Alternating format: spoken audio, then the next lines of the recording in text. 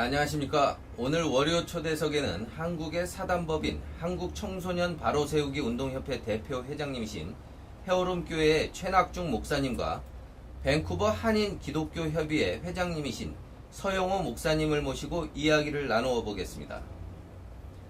최낙중 목사님은 헤어롬교회를 담임하시며 성공적인 목회를 이끌어 오셨으며 예장 백석 총회장과 한국기독교총연합회 공동회장, 세계성령운동 중앙협의회 대표회장을 역임하셨습니다. 또한 2017년 기독교 세계성령대회 총재, 한국기독교 복음단체 총연합회 대표회장을 역임하셨습니다. 현재 백석대학교 초빙교수로 활동하고 계십니다. 최낙중 목사님이 이사장님과 대표회장으로 활동하시는 사단법인 한국청소년 바로세우기 운동협회는 한국의 여성가족부사나 사단법인체로 활동하며 건전한 청소년 문화를 보급하고 대안을 제시한다는 목적을 표방하고 있습니다. 최낙중 목사님은 9월 13일부터 15일까지 진행된 밴쿠버 한인 기독교협의회의 최낙중 목사 초청 연합성회를 위해 밴쿠버를 방문하셨습니다. 네, 안녕하십니까? 네, 안녕하십니까. 네, 이렇게 밴쿠버까지 교민들을 위해서 연합성회를 위해 오신 점 감사드립니다. 예. 네, 감사합니다. 밴쿠버에는 몇 번째 오시는 건지요? 처음 왔습니다. 아, 처음 오셨나요? 어떻게 이렇게 처음 오셨는데 밴쿠버에 대한 첫인상이 어떠셨나요? 네, 공기 맑고요. 또 가을이 하늘이 높고, 또 사람들이 좀 많이 순해 보이네요. 그렇습니까? 뭐 어떤 분들은 밴쿠버가 999당이라고 그렇게 말씀하시는 분들인데 그렇게 뭐 좋은지는 모르겠습니다. 서영호 목사님, 최낙중 목사님을 모시게 된 뭐 어떤 계기나 과정을 소개 좀 해주십시오. 네, 먼저는 그 밴쿠버 모든 목사님들과 또 교민들과 성도님들께 진심으로 감사를 드립니다. 늘 기도해 주시고 관심과 적극적인 협력에 대단히 감사하고 진심으로 감사를 드립니다. 우리 목사님은 특별히 연합성에 저희가 초청했는데요. 목사님을 특별하게 초청하게 된 계기라고 하는 것보다는 목사님께서 그 말씀의 중심이 다른 것보다도 우리 교민들에게 굉장히 부합하고 이런 면이 있는 것 같습니다. 특별히 목사님 말씀은 역경을 뒤집는 어떤 희망의 메시지를 늘 전하고 계시고요.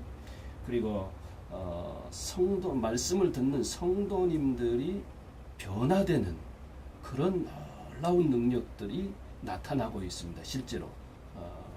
그 다음에 또 하나는 하나님의 지우개는 예수님의 십자가의 보혈이라고 하는 그 능력을 늘 증거하고 계시는 분이기 때문에 이런 모든 것들이 우리 밴쿠버 교민들이 목사님을 통해서 주시는 하나님의 말씀을 들을 때에 놀랍게 새로운 희망과 용기를 얻고 변화되는 그리고 능력을 얻는 그런 계기가 될 것 같아서 목사님을 꼭 한번 그 전부터 초대하고 싶었습니다. 그래서 모시게 됐습니다. 예, 그렇군요. 오늘 녹화일은 연합성회 진행 전에 미리 녹화하기 때문에 연합성회가 마친 후에 방송될 것 같습니다. 예, 그래서 이번 시 연합성회에 못 가신 분들을 위해 간략하게 소개해 주시면 감사하겠습니다. 네, 저는 청소년 시절이 많이 불우했습니다. 엮이는 가정에서 태어났고 또 부친은 알코올 중독자였으며 모친은 무당 좋아하고 구닥에 좋아하셨습니다. 근데 제가 고1 때 소펜하우엘이 쓴 죽음의 철학이라는 책을 읽다가 자살을 한번 시도한 일이 있었죠. 그러다가 이제 교회 부름을 받고 예수 믿고 이제 구원받았는데 결국은 이제 부모님을 전도하게 됐고 살아계신 하나님을 만남을 통해서 제가 역경을 이제 희망으로 바꿔놓는 경험을 하나님이 하게 하셨습니다. 그래서 제가 이 세계 어디든지 이제 저를 부르는 곳이면 달려가서 제가 만난 하나님 소개하고 싶고 또 성경에서 소개하는 예수님을 증거하고 싶습니다. 이번에 밴쿠버에 왔는데 하나님께서 그 사모하는 사람들을 많게 하는 은혜를 주실 줄로 믿습니다. 예. 최낙종 목사님은 그동안 한국에서 청소년 문제에 대해서 이 많은 관심과 지속적인 노력을 기울이신 것으로 알고 있습니다. 그 과거에 있었던 그 청소년기에 있어서 관심이 더 많으셨는지 모르겠습니다만. 그렇죠. 예. 요즘 한국의 청소년들이 어떤 상황을 맞이하고 있고 어떤 어려움을 겪고 있는지 이곳 밴쿠버 교민들은 다소 피부에 와닿지 않는 것 같습니다. 네. 예.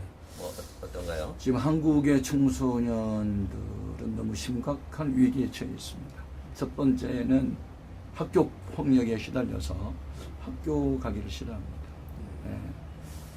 두 번째는 인터넷 중독에 깊이 빠져 있고 또 과도한 진학에 대한 관심이 결국은 그 학과를 능히 소화시킬 수 없는 학생들은 이제 심한 우울증이나 자괴감 같은 것으로 인해서 자살 확률이 가장 높아졌습니다. 그래서 그전에는 자살이 이제 주로 목매어 자살이 많았는데 최근에 어떤 어느 유명 인사가 뛰어내려서 죽어가지고 많이 뛰어내려 죽는 그런 안타까운 사실도 있고 그 다음에 미혼모들이 좀 많이 이제 생겨나게 됩니다. 그래서 여고생들이 그 혼전, 성교 뭐 이런 일 등으로 인해서 아이를 낳아서 버린다든지 하는 너무 위험한 상태에 좀 놓여 있기 때문에 저는 이게 시대적 사명이라고 생각하고 제가 여성가족부로부터 사단법인을 설립해서 지금 그 일을 하고 있고 오는 11월 7일 날에는 국회의원들을 대상으로 여기도 국회의사당 의원회관에서 청소년 자살 방지 어떻게 해야 할 것인가라는 포럼을 지금 준비하고 있습니다. 그렇게 해서 이것은 기독교뿐만 아니라 큰 국민운동으로 펼쳐야 된다는 생각을 하게 됩니다. 단순히 청소년만의 문제는 아닌 것 같고 요즘에 그 가정이 다 붕괴되고 있습니다. 그래서 제가 이제 청소년 문제를 집중 5년 연구해서 학위를 받았는데요. 청소년 문제를 연구해 보면 청소년들은 문제가 없어요. 다만 가정이 문제일 뿐입니다. 그래서 가정을 치유하지 않으면 청소년 문제는 좀 너무 요연하고 그래서 더불어 학교와 정부와 가정 그리고 교회가 함께 연합 전선을 펴야만 오늘의 심각한 청소년 문제는 해결되리라고 생각이 됩니다. 말씀 들어보니 이게 한국 청소년들이 좀 심각한 수준인 것 같습니다. 위험수위. 그 서영호 목사님이 그 말씀해 주시는데 과연 밴쿠버의 우리 한인 1.5세나 2세, 3세 그 이어지는 그 밴쿠버 한인 청소년들은 어떻습니까? 밴쿠버 한인 청소년들을 바라볼 때에 한국하고는 조금 다른 면이 있지만은 또 많은 그 우리 밴쿠버에 있는 청소년들이 우리 청소년들의 문제는 희망과 비전이 없이 그저 흐르는 물에 떠내려가듯 이렇게 무미건조한 그냥 안일한 상태로 가는 것들이 굉장히 문제라고 생각합니다. 그래서 우리 밴쿠버 청소년들에게는 특별히 이곳 꿈을 찾아서 뭔가 이렇게 왔다고는 하지만은 오히려 여기서 꿈을 놓아버리고 너무 태평하게 지내지 않는가 하는 것들이 가장 목회자로서 보이는 청소년들의 그 모습이라고 볼 수가 있겠습니다. 그 한국 청소년들은 뭐 학업에 시달리면서 뭐 고생들 한다고 합니다. 네. 근데 여기 청소년 뭐 중고등학생들 쉬운 말로 그런 청소년들은 공부를 너무 안 하고 노는 게 아닌가라는 정도로 걱정이 됩니다. 예. 그래서 이번에 저희 밴쿠버 기독교회 협의회에서는 11월 14일서부터 14, 15, 16 이렇게 해서 한 번 사는 인생을 어떻게 살 것인가에 제된 와이미 저자이신 이 김충근 장로님을 모시고 청소년 연합 집회를 계획하고 있습니다. 자, 그러면 오늘 월요 초대석 이 자리에서 네. 예, 뭐 저희도 뭐 제2종교 프로그램이 있습니다만 멀리 한국에 고명하신 최낙종 목사님을 모시고 지났지만은 연합성회에서 보여주신 설교와 좋은 말씀을 이렇게 청해드려도 괜찮을지 좋겠습니다. 감사합니다. 네, 이민 생활에 어려우신 이 교민들을 위해서 말씀 잘 부탁드리겠습니다. 네. 네, 그러면 오늘 월요 초대석은 최낙중 목사님의 설교 강연으로 마무리 짓고요. 이렇게 자리해주신 두 분 목사님께 진심으로 감사드리면서 미리 인사를 드리겠습니다. 자, 그럼 목사님 부탁드리겠습니다. 감사합니다. 네, 오늘은 하나님의 말씀 마태복음 15장 21절에서 28절까지를 본문으로 소원을 이루는 큰 믿음 그런 주제로 함께 생각하면서 은혜를 나누도록 하겠습니다. 옛날 히랍 사람들은 우리 인간을 가리켜 안트로포스라고 했습니다. 그 말의 뜻은 두 가지입니다. 위를 바라보는 존재, 또 하나는 희망을 가진 존재입니다. 그런데 이 두 가지 뜻은 서로 연관되어 있습니다. 사람을 보고 세상을 보면 시리에 빠질 수 있습니다. 상처받을 수 있죠. 그러나 성경은 믿음의 주요 또 온전케 하시는 예수를 바라보라 이런 말씀이 있습니다. 인간은 처음부터 위를 바라보는 존재로 하나님 지으셨고 희망을 가진 존재로 지으셨습니다. 그런데 죄로 타락한 이후에 인간은 절망에 빠지게 되고 가난, 질병, 고난, 역경, 상처 등으로 삶의 오용을 상실한 사람들이 많습니다. 이 마태복음 15장 21절에서 28절까지 말씀은 수로보닉의 여인 혹은 가나안 여인으로 복음서에 기록되어 있죠. 그 여인에게 흉악한 귀신 들린 딸이 있었습니다. 그런데 이 여인이 주 앞에 나와서 큰 믿음을 보여드리며 28절에 주님께서 딸아 내 믿음이 크도다 내 소원대로 될지어다 하시니 그 시로 흉악한 귀신이 그 딸에게서 떠나가게 되죠. 그리고 자유를 얻게 됩니다. 우리 예수님이 그 딸을 본 일도 없고 뭐 안수를 했거나 그런 일도 없는데 어머니의 믿음이 크다고 칭찬하시고 딸아 네 믿음이 크도다 네 소원대로 될지어다 이 한마디 말씀에 시간과 공간을 초월한 주의 능력이 나타나서 그 딸이 고침을 받습니다. 제가 성경을 연구해 보니까 오늘날 이 교회를 다니고 예수를 믿는 사람들 가운데도 큰 믿음을 가진 사람이 있기도 하지만 죽은 믿음 혹은 적은 믿음을 가진 사람도 있습니다. 야고보서 2장 12절 이하 26절까지 보면 행함이 없는 믿음은 죽었다 이렇게 말씀을 합니다. 영혼이 없는 몸이 죽은 것과 같이 행함이 없는 믿음은 죽었다. 그런데 이 죽어 있는 믿음의 사람들이 하나님의 말씀을 들으면 주님께서 요한복음 5장 25절에 죽은 자들이 하나님 아들의 음성을 들을 때가 오나니 곧 이때라 듣는 자는 살아나리라. 요한복음 6장 63절에 살리는 것은 영이니 육은 무익하니라 내가 너에게 전한 말이 영이요 생명이라고 말씀합니다. 인간의 영혼이 죽은 상태에 있다 할지라도 복음을 듣고 즉 하나님의 말씀을 들으면 그 영이 다시 소생될 수 있습니다. 두 번째 믿음은 적은 믿음이 있는데 믿음이 적으면 마음속에 세 가지 부정적인 것들이 있습니다. 염려, 두려움, 그리고 의심입니다. 마태복음 6장에 너희 믿음이 적은 자들아 왜 염려하느냐 먹고 마시고 입고 하는 것은 이방인들이 염려하는 것이라 너희 천부께서는 너희에게 무엇이 필요한지 다 알고 계시다. 그러므로 내일 일은 내일 염려할 것이요 한날 괴로움은 그날에 족하다 말씀하시고 염려는 믿음이 적은 사람들이 하는 것이라고 말합니다. 또 마태복음 8장에 보면 풍랑을 만난 새들이 두려워 떨었을 때 믿음이 적은 자들아 왜 두려워하느냐 말씀하시고, 마태복음 14장에 보면 믿음이 적은 자여 왜 의심하느냐라는 말씀을 하셨습니다. 파도 소리가 들리고 큰 바람 소리가 귀에 들리자 베드로가 물 위를 걷다가 빠져가지요. 그때에 주여 저를 도우소서 라고 말하자 믿음이 적은 자여 왜 의심하였느냐고 말합니다.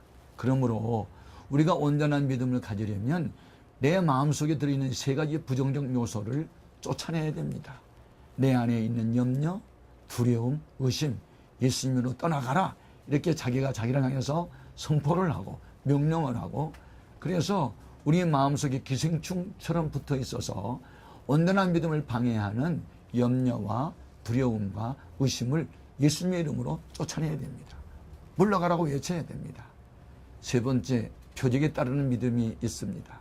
마가복음 16장 17절 18절에 보면 나를 믿는 자들에게는 이런 표적에 따르리니 내 이름으로 귀신을 쫓아내며 새 방언을 말하며 무슨 독을 마실지도 해를 받지 아니하며 뱀을 집어 올리며 병든 자에게 손을 얹은 즉 나으리라.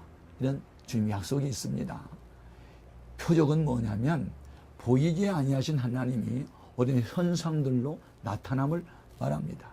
바람은 보이지 않지요. 그러나 바람의 존재를 인식하는 방법이 있습니다.